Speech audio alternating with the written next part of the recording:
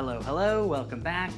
I'm skipping the episode I said I was going to do next because this just came up, and I might as well do it because I was coloring a project with a friend that we did in New York City during the strikes, and I ended up actually acting in it as well, kind of semi-producing it just to get it done. And friend of the DP, you know, they've been planning on something, and I was there for it. So I was like, let's do this. So red Komodo was the camera used, ultra primes, which were very nice, and we have Brian Morgan DP, Alvaro Franco, I believe his last name is, writer-director.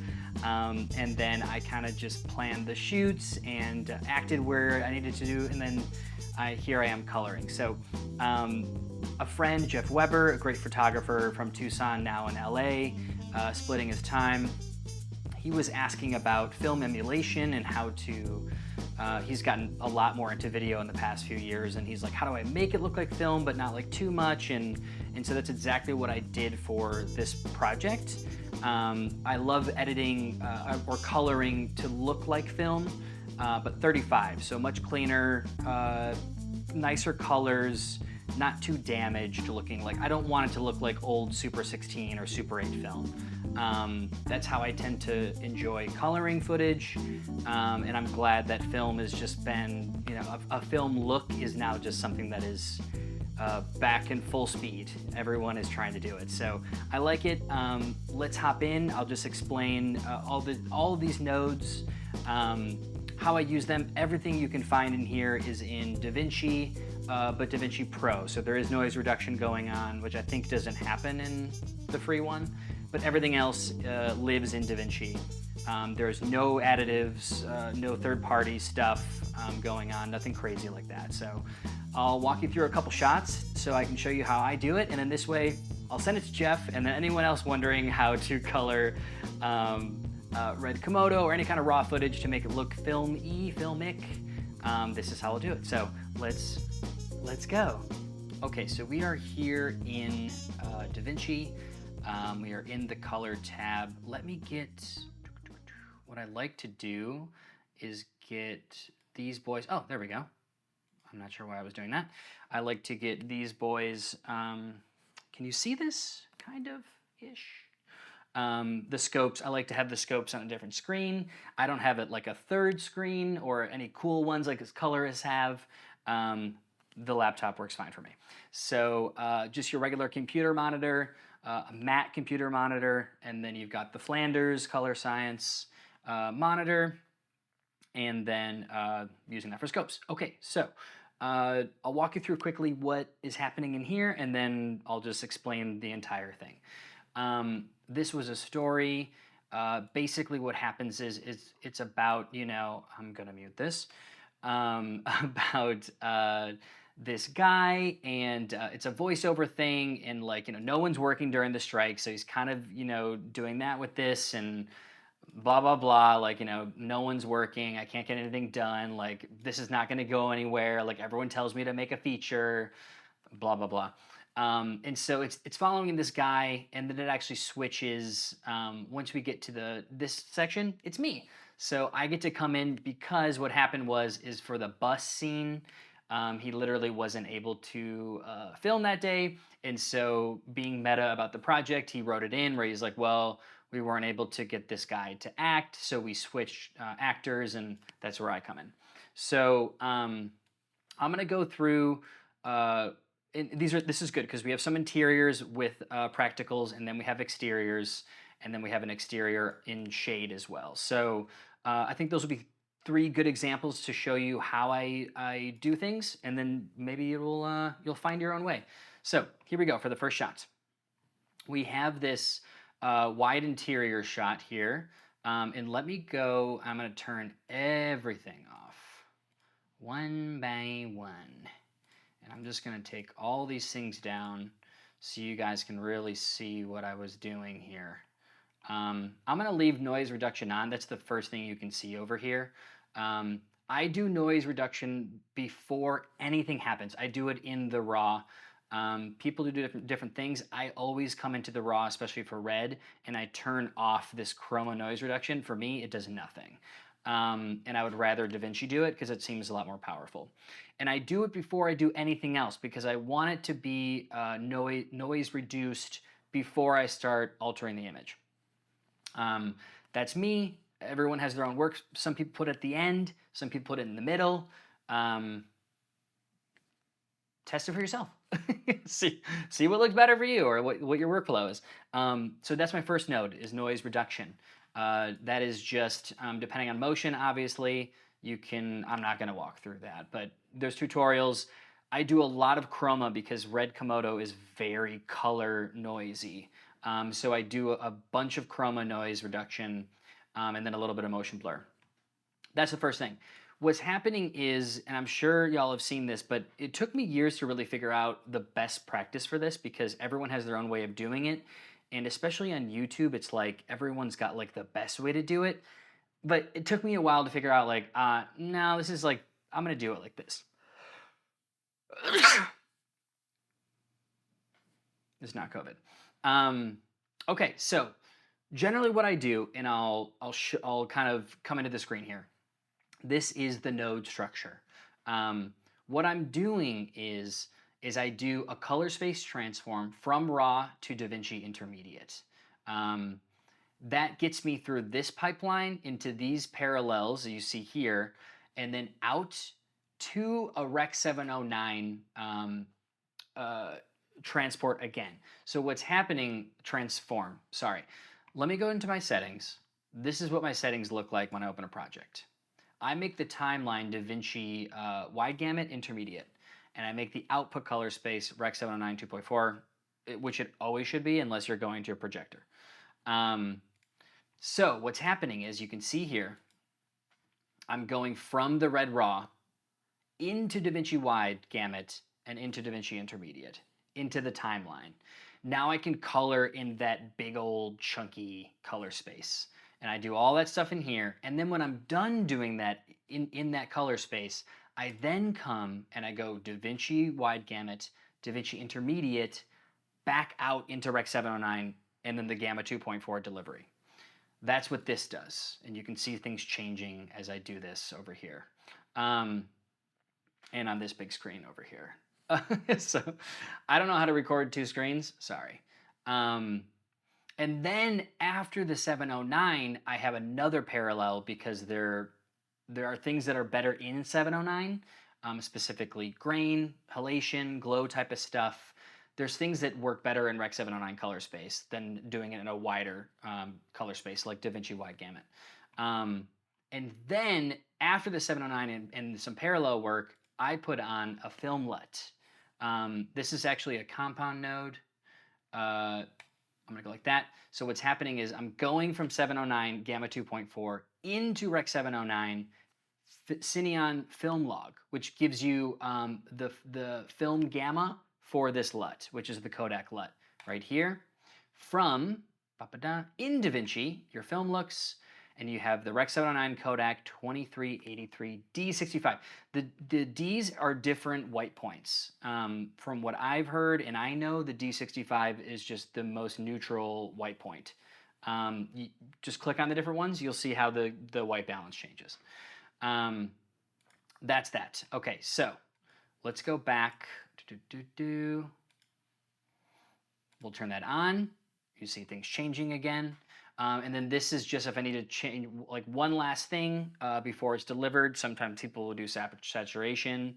I don't use it for this, but it's good to have a node app for that.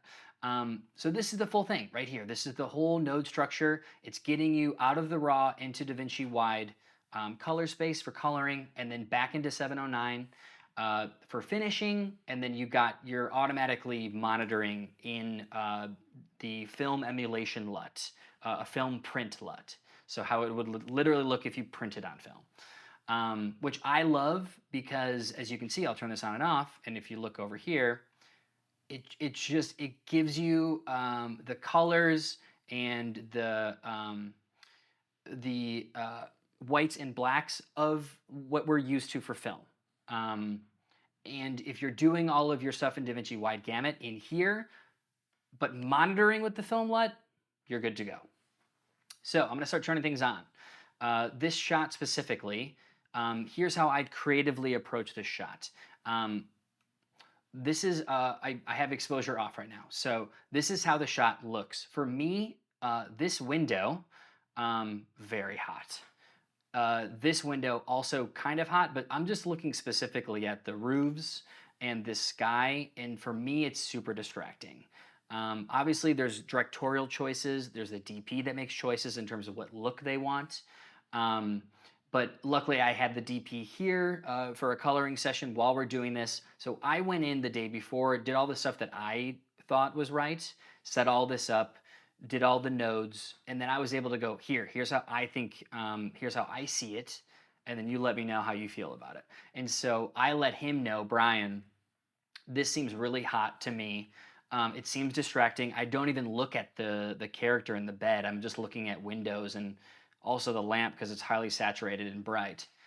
So the first thing I want to do is HDR wheels. Because you are in DaVinci Wide, you can use the HDR wheels properly. I do an exposure for his skin tone, for this actor. And so what you're seeing is when it's off, let me just go like this and let me get in here. Even this bright spot of the skin here, I'm looking at my scopes over here, that's like 384 to 512. That's the hot spot of his face. So we look at like the mid-tone of the face, we're down here at 128 to 256. That is too low for skin tone. But of course, the DP knew that the more he exposed for skin tone, the more he's going to blow out the windows, so it was a balance. That's what DPs do. So what I'm doing with this exposure is getting the skin tone, at least the mid-tone-ish of the skin tone, up towards 512. He has lighter, more reflective skin. This to me looks better, and that's the beauty of the Flanders, is you can use your scopes, which you can trust, but the great thing about the Flanders is you can actually, you can trust what you're seeing on this monitor. So that was a simple, let me get this zoomed back out, a simple exposure bump, just bringing everything up. This node I usually have for balancing if I need to balance color or if there's a shift that needs to happen. But because it was daylight balanced, we're good to go. It's a clean image, it looks great. Komodo's pretty good. Now, the parallel nodes, I use them for like weird windowing, like these kind of windows, power windows, or doing weird, like bringing things down, blurring things out a little bit. That's what I use this section of parallels for. It makes it easier for me and it makes more sense. I'm gonna go one by one so you can see on this screen. As I mentioned in the beginning, the windows are way too hot. So each of these is bringing each of the windows down. So the first one, I put a nice soft window around the window, and I'm bringing the exposure down to what to me looks more acceptable. And luckily for the raw, you're able to bring it down without losing, like clipping data too much. You are losing a little bit, just a tiny bit, which is normal and natural, especially when you're going for a film look, which is also the beauty of going for film. Next one is this window over here, same thing. I just brought it down. And then also what I did, let's see what I did here. Nope, that's it. Okay, I was wondering if I desaturated, but that's for something else in the scene. So just brought it down, getting the windows more in range so they're not as distracting.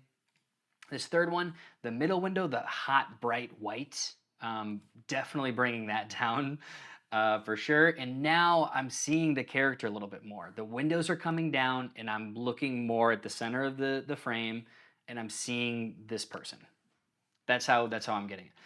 There's a few things that I did that are like kind of nitpicky, but I have a specific eye, and so I did it, and then when the DP showed up, he's like, no, cool, I would have done that too. So I'm gonna zoom in so you guys can see what I'm talking about. There's this thing on the table here. I'm gonna take this away. It's a phone, and I think like one of those vapey things. Um, Highly reflective and bright. Let me turn this on. It's just a tiny, let me zoom in. I think 300 is as far as I can go. Let me see. Oh, here we go. Okay, we're going to 646. I'm gonna turn this on and off. So all it is just bringing a little bit of that exposure down and the reflectivity, basically, of the to your eye of this phone and this vape. It's bringing that down. When you're in the wide, you can't really tell. But for me, it's just bringing like the ping down where your eye wants to look at it because it's this really small, bright, kind of specular highlight almost. Um, and then we have the lamp, which I did next. I think for the lamp I desaturated. Yes, okay, so we have primary, saturation, and hue. Okay, so I'm gonna turn this on. It's a little bit, it's not too much. Let's go in to 200 so you can really see what's going on. Here's off, so it's a little bright. Here's on, a little darker and desaturated. Because for me it was a little too bright yellow and distracting again to the eye. So DP was cool with that. Glad. Last one. You can barely see this, but when you're looking on the Flanders or you're looking on a, let's say a theater screen, you would see this. So I'm gonna go like this, zoom in for you guys. There was this thing on this like heater, and here it is off, so you can see it's like highly reflective, and it's very saturated from the lamp. The yellow of the lamp is hitting this silver part of the friggin' I don't know. This is New York City, 1940s, I'm assuming. So yeah, a heater in the house. I'm gonna turn this on. What you can see is happening. Let's even go further. What you can see is happening right here is it's going from this kind of highly reflective, bright, and colored to very desaturated and more mute. And so it was a give and take of kind of playing with like how much is too much, how much is not enough. It got to the point where we do like this. We like the top. The DP and I both really like that kind of ridge back, old style heater. So we were okay with that, this highly reflective top of the heater. But that one piece was like very distracted. It was distracting because you're looking at the character and it's right behind him. So we just took it out. That's the first half of it. You're coming out of parallels now, and you have some nodes if you need them. I didn't need them in this case. And then you're transforming, remember, out of Davinci Wide Intermediate, which is a larger color space, and you're going into Rec 709, smaller, for delivery. So that's your transform right there. Another set of parallels because, remember, I was saying grain, halation, glow, there's a lot of effects that just through experimentation and like, people like professionals showing you, it's better to do in Rec 709. So grain, which you will not be able to see regardless. I mean, I could technically go like this. Let's get on his face right here. I'll turn this off. I'll turn it on. You can just see a little bit. And even on YouTube, you're not gonna see this. And that's what's nice is like, the grain I think is what really starts to make a look, and what you as a colorist and a DP should be talking about is, and that's what's nice about being able to play it in real time on a Flanders, or if you're in a studio projector situation, you can see the grain moving in the shot, and you need to see that real time to really figure out like, how much is too much grain, and that's what you're kind of playing with here. I don't like things to look like Super 16 or Super 8. Or 16 millimeter. I don't like that unless it's very specific. In that case, I would just say just shoot on 16. But if you want to make it look like that, and it's very trendy right now, that's cool. That's not what either one of us were thinking, and I'm glad, because I don't want it to be like in your face film look of like old small film. So that's grain. You can see it in delivery. You can't see it when you're editing really. There's a halation happening. So I'm gonna come in, the lamp will be the easiest thing to see. Here we go. Let's turn this off. Let's turn this on. So typical film, blooming highlights, blooming lamps and windows. So although I brought exposure of those things down, now I'm bringing a glow back into them, which is pretty appealing to the eye. And what we are naturally used to, millennial, growing up with films. And then of course, you're at the end of this, you've got your film LUT. You can turn this on and off, and what's cool is you're basically just editing the red raw through DaVinci Gamut into 709. But by turning this on, you're then applying the film print LUT to it. So if you didn't want a film look, you could have done everything what I just did, and now this is a very clean digital look. Yeah, it's very clean. So that could work as well. So maybe that's a good way to practice as well, is like you just put the LUT at the end, turn on and off, and then you can see what the digital version of it would look like, the very clean look, and then you can just add a little bit of personality to it with the film LUT. That's a good example for interior. So Brian did a great job at that. He had a light over here for a key, and I believe he had a little bit of negative fill. That's it. That's all it takes when you have a nicer camera. Let's move into exterior in a shadow or in the shade of a building. So this is where the Komodo is flexing a little bit.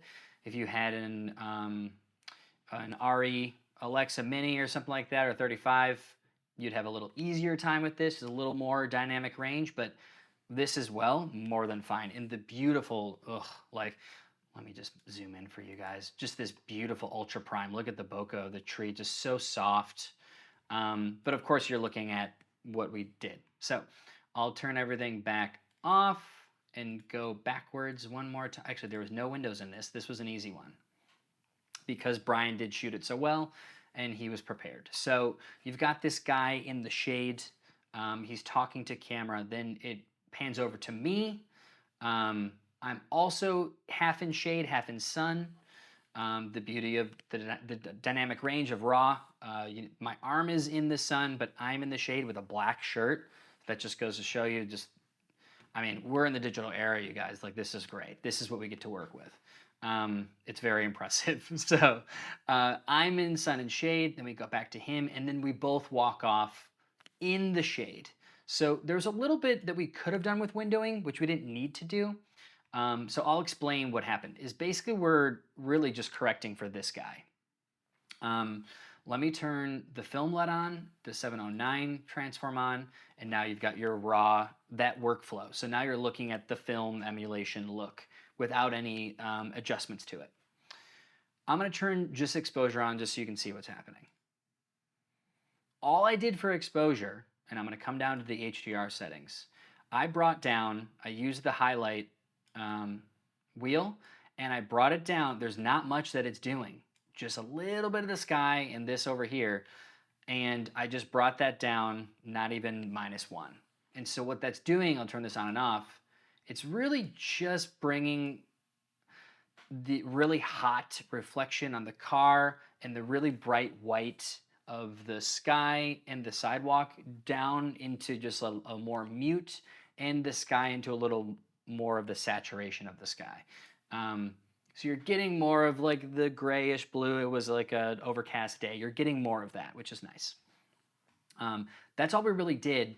Let me see what we did for darks. Okay, so what we did in the DP, I talked about this. I'm going to turn this off. You can see what's happening in the shirt when this is off. I'm going to turn it on. Let's go a little further into the shirt. Off and on. So he wanted to see into the shirt a little bit more, especially because down here, he didn't like that we looked like too much of like black blobs, like too much into the shadow of the scale. And so all that's really doing is just lifting the blacks of our shirt and my shorts up. And then, of course, as I told you, bringing the highlights down. That's all we did. We could have, if we wanted to be crazy, windowed and tracked both of, we're not trying to do that for this. There's nothing else that I did except for, of course, this is natural to all of them. Add the halation. This is the beauty of halation. This is a big one. Here's off, and look at that. It just makes everything glow. It looks way more like film. It's soft, like to the eye, it feels like a film emulation. These are all not worth it to explain. Let's do this because this is actually a good one. Here is a shot where I'm in the bus and Brian has a small, like, little drawcast or whatever they're called, LED panel. He's got it hanging from one of the bus rails right above me, just kicking a little bit of exposure onto the shadow side of my face. Because we didn't have much, it was only 3 of us. That's what had to happen, and he had 1 light on the bus. And so what's nice is you have daylight coming in from the window. So you're white balancing for that. But what's really interesting, let me go to this shot. When I'm actually in the bus and there's not much daylight, look at how yellow the bus is. Because of these lights that are above, they're like that weird, disgusting yellow. That is what's filling my skin when I'm not right next to the window or the sun is coming through the window, which here it's not. I'm neither of those things. Neither of those things are happening. I am not the sun. So obviously I'm getting a little bit of the raccoon effect. You know, on the day maybe you get a little bounce card, but it's okay. So we shot this in 4 hours. So, so it is what it is. But we liked how when I'm next to the window, I'm like this daylight balanced, like perfect skin tone, basically to here person, which reds love daylight. And most cameras do, obviously, they're daylight balanced. But when I get into the bus, we also loved just this shimmering yellow orange that is just like kind of bringing you into that scene of the bus, like this just the dirtiness of like the yellow, like 40-year-old lights that have never been cleaned. We like that, so we kept it. So for this, I didn't really do much except for exposure again, which was a lot, though, as you can see.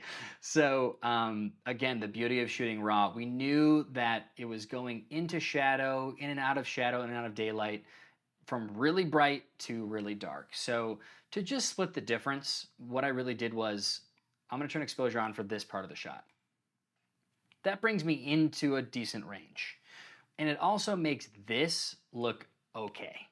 The overexposure on the skin, there's still detail in there, so it's nice.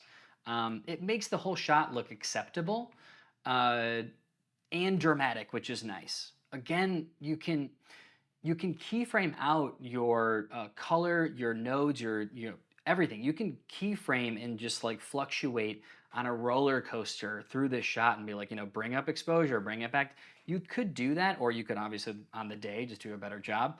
We couldn't do that, and also we're not worried about like being that crazy in the grade. And this was a fine enough place to land. So the exposure is doing a lot, and again, it's a raw image, which is beautiful. So you're able to really push that. As you can see, there's nothing else that I did. The glow, as you can probably see, beneficial. On the skin and in the window, that's cool. Everything else, normal. This was really interesting, and this is these three shots, but basically just 2 different shots. The bus driver, that's Alvaro, writer-director.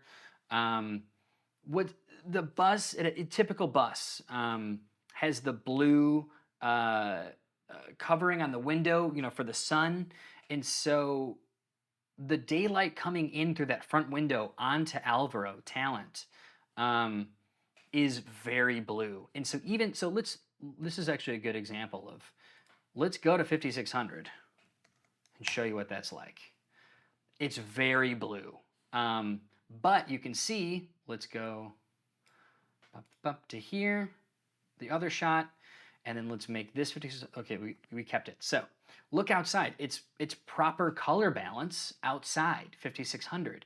But on him, which is the light coming in through that blue film that's on this, windshield, he looks really weird. But we like that this felt natural. It's kind of a bluey, it's not too blue. His skin tone is still in a decent range for skin tone.